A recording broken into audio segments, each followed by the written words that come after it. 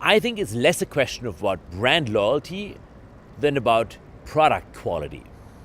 So if you have a better product in this day and age where people talk about your product, where people don't trust your information but trust their community of gamers, in this day and age, I think you better spend your money on improving the product, on measuring how you improve the product. That's where the equations of business come in, than in big branding campaigns.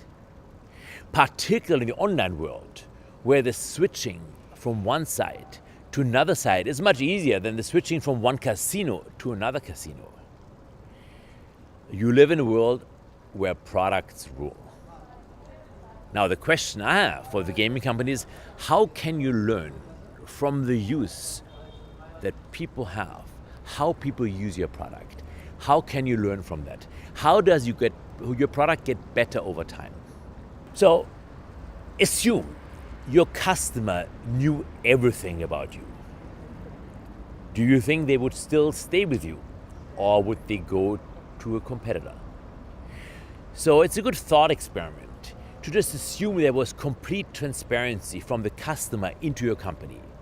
Not a one-way mirror, where you of course see everything the customer does. And then think about, what will the customer do?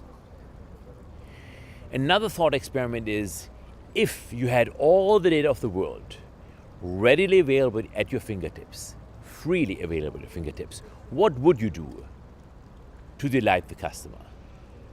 So many companies are stuck in saying, gee, I don't know how to get the data, or how to store the data, how to clean the data. Assume for a moment all these problems were gone. What would you do to delight the customer, and what would the customer do if he had complete transparency into what you do?